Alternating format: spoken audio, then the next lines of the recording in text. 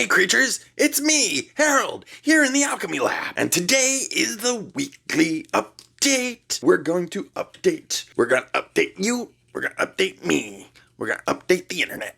So remember to like and subscribe. We're also here on TikTok and we're here on Instagram. Today on the weekly update, we've got some film news, an update on the F1 corner, and we're going to talk about the new Lorcano rotation. So we've got all kinds of film news this week, and we're going to kick it off with the most tangible story, and that's going to be Star Wars Starfighter. There have been a lot of Star Wars films that have come and gone and not even made. A bunch of directors have been attached to a bunch of stuff that just didn't come to fruition. They made highlight videos and all kinds of stuff, but nothing actually happened. So when I heard news about this new Ryan Gosling film called Star Wars Starfighter, I was a bit skeptical. A set photo did come out and a full cast list. So it looks like they're already shooting the film. So color me excited to see a Star Wars film that isn't a part of this like Skywalker thing. And maybe we can get some more like Andor kind of feeling. But this kid here might be an issue. It looks like we're going to go super kiddie with this. I hope we don't. I'm looking for more Top Gun Maverick and less Star Wars Episode 1 Anakin Skywalker. But so we'll see what happens. Andor was great. Obi-Wan not so much. So maybe this Star Wars Starfighter will be good. With Ryan Gosling attached, we can cross our fingers and hope so. It's fair to say that the Star Wars IP has had some rough days recently.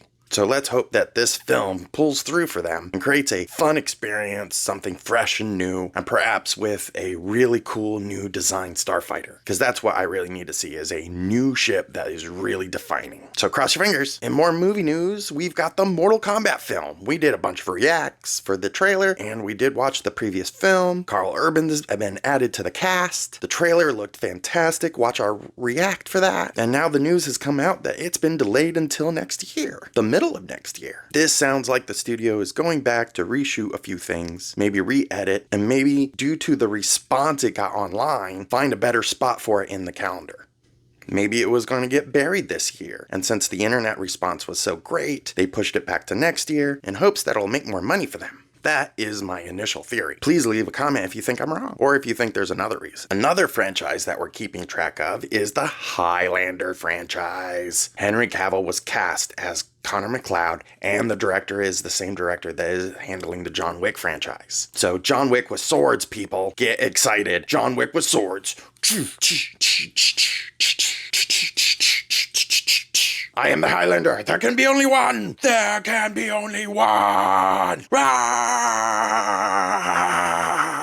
I get a quickening every day. I eat quickenings for breakfast. Chop off your head. Get a quickening for breakfast. It's like an omelet. Crack it open with my sword. Crack it open with my sword.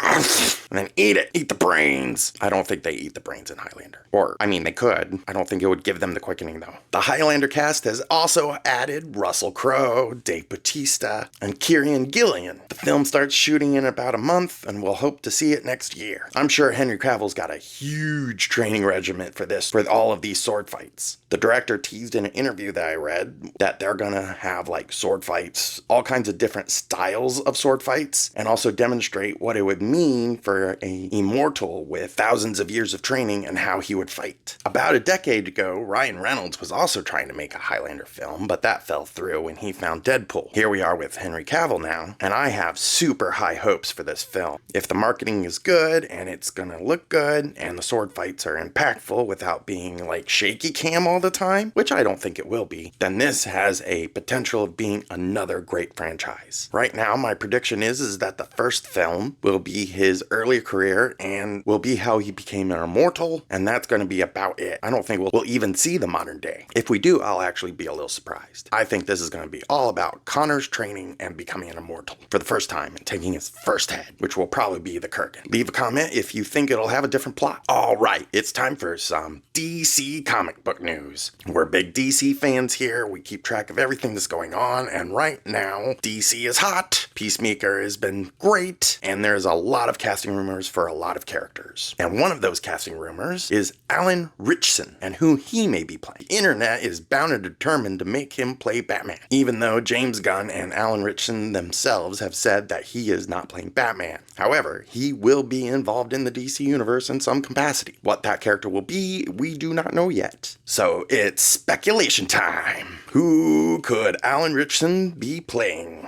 I have a list of characters that I have heard from other people, and some that I've added to this list. So this is going to be a little rapid fire here, because I got a lot of characters that I think is going to be an interesting take. They're in no specific order, but by, I think, relevance, maybe? I don't know. But here they are. Will Alan Ritchson play Hawkman? Doubtful. He already played Hawk. Will he play Bane? Maybe. Possibly. That's a possibility. I don't know what the new Batman's going to be like, and so that's a big mystery there. Okay, how about Azrael? This, I think, is a very interesting take. This puts him in the Batman universe, and it really fits his physical physique, and could be like a cool storyline that James Gunn will introduce. Maybe. This one's out there, but it's a possibility. Here's one I'm throwing out. Maybe Firestorm? I like the super powerful characters. I think he could be fun. Of course, he would need someone to go with him, a pair or a duo. That's how Firestorm works. But I would love to see this character brought to the big screen. And Alan Ritchson, I think, could fit the role. I could be way off on this one, though. Another one that I think is a possibility is Kilowog, but he would be a full CGI character. I don't see them putting him in a suit. Whereas there's a couple of characters on this list, I do see them putting him in a suit. But this one, not so much. He would have to be full CGI. So I don't think this is a possibility, but it's still on the list. How about Magog from Kingdom Come? Now, this is the logo that is on Superman's chest. So if James Gunn wants to use the Kingdom Come storyline, then Magog is going to be a very important part of that. Of course, he could just change things up, but Alan Ritchson would fit that role, I think, and totally play a menacing villain. On the good guy side, I think he'd be great as Animal Man. Being a family man with animal powers, he may be a little big for the role. I don't think that really stops this from happening. A family-centric superhero is something I think the public will very much embrace. To go on the other side of the spectrum once again, he could also play Deathstroke. Would be something super fun to put together. Some people may think he's a little large for that role. Again, we don't know what Batman's going to look like. But making him a huge threat to the DC universe, just by himself. A huge favorite of mine would be Etrigan,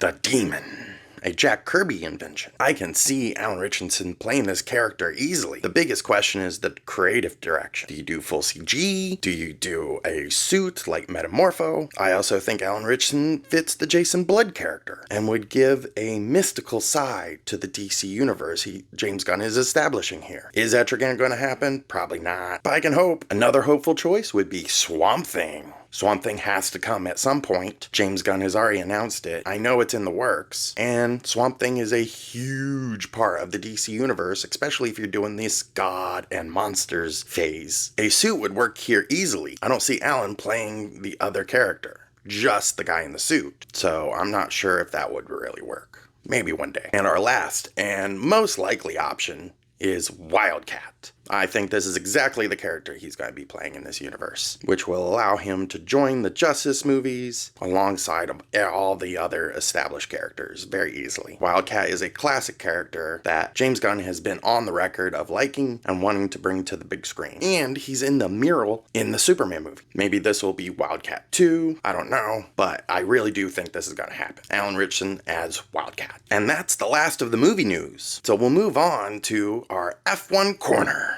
It was the Dutch Grand Prix last weekend. It rained halfway through, creating a really interesting race. It was a little boring in the center, but the beginning was very fascinating to watch. The opening lap had Max Verstappen do a huge dive bomb, and midway through the race, you get to see Ferrari do a double DNF. That's always fun to watch, right?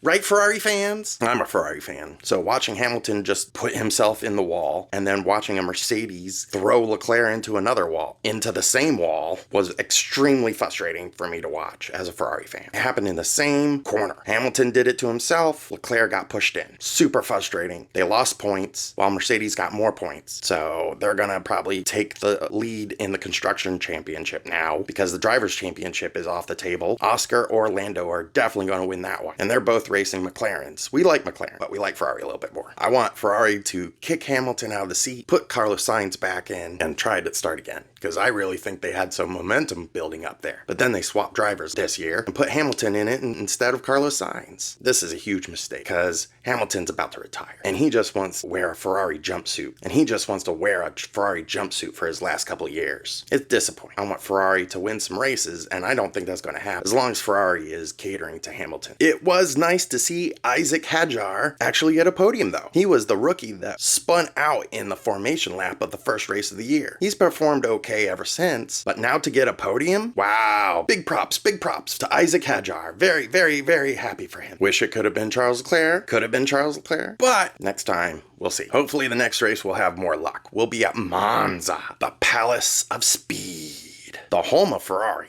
So as a Ferrari fan, if they don't perform well here, just call it quits for the season, I guess. They really do need more points than Mercedes for this season to be anything to be salvageable. For this season to be salvageable. Salvageable. Say that 20 times fast. Salvageable. Salvageable. For this season to be salvageable. Last up, for all my Lorcana fans, the rotation's coming up. Dun, dun, dun. For competitive play, only certain editions are allowed. And the older editions are getting the axe. The first 4, actually. So the editions, the first chapter, Rise of the Bloodborne, Into the Inklands, and Ursula's Return will no longer be available for competitive play. This is something Magic the Gathering deals with quite a bit. And this does create a barrier of entry for a lot of trading card enthusiasts who want to play at their local shops. But now those competitive plays will no longer accept those first 4 editions. So good luck out there, Lorcana players. You can still play with the old cards with friends. That's quite alright. Online with streams too. But if you want to be competitive with some of these championships or go to your local card shops that hold some kind of league or something, then you'll need the new cards and make sure you edit your decks correctly. Good luck out there. Alright creatures, that's it for the weekly update. I hope you had fun with me today. We'll be here next week, and we're here every day at TikTok and on Instagram. So make sure you like and subscribe for all of your Harrold needs. Remember, stay frosty creatures. Blah!